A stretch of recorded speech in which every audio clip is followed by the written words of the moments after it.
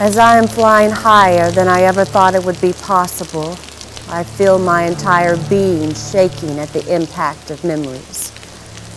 Feels as if they've reached a wall and everything I've ever done in my life is bouncing back at me.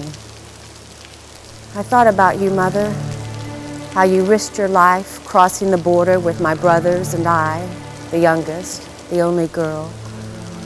Your courage has lightened my life. I remember you stronger than the corrupted politicians of our country, stronger than poverty and illiteracy, stronger than the house we didn't have and the food we could not put on the... No, there was no table for us who didn't have a roof. You were stronger than the memory of your only love, my father, who vanished by the hands of a police force who wasn't there to protect and serve, but to steal our identity, our heritage, our culture, our entire being. You looked 40 at 20, 60 at 30, and by the time you should have been 40, you were no longer with us anymore. Once your goal was accomplished, you faded away with a smile on your lips and a roof over our heads, protecting a table on which food was never missed. So when years ago an officer rang at my door, I accepted to be an army of one. They promised me passports for my brothers. They promised me money and education. They promised me a dignified life. And I accepted it. I accepted dignity amongst all. I took classes, I earned money, I married, I had a beautiful boy. He is 6 now. He knows the Pledge of Allegiance and our hymn. He knows that when I talk about the country that you took me to, I'm talking about freedom and democracy, a place where you can raise a family. He doesn't fully understand, as he cannot imagine a place where these fundamental rights are not respected.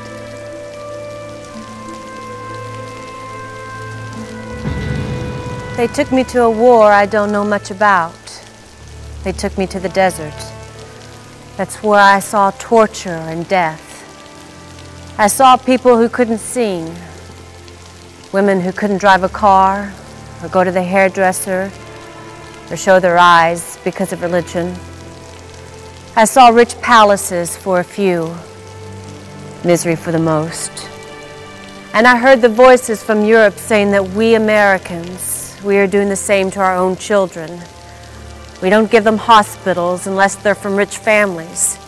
We don't give them education unless they can afford private schools. Well, Mother, I know that isn't true.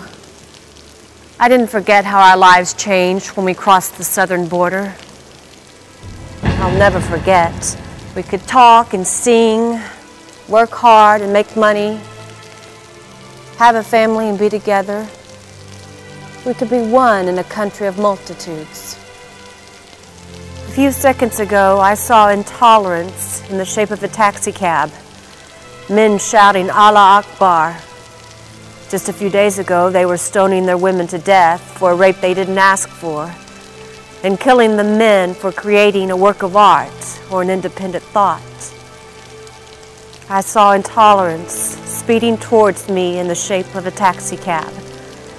I didn't understand. I hesitated firing as I respect life too much. But in front of me, I had an enemy who chose to ignore the beauty given to the living. Before I could react, a ball of fire rushed against me, engulfing my whole body, freeing my soul.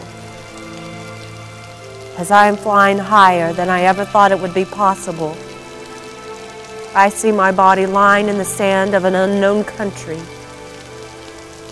Some people say I'm reaching God.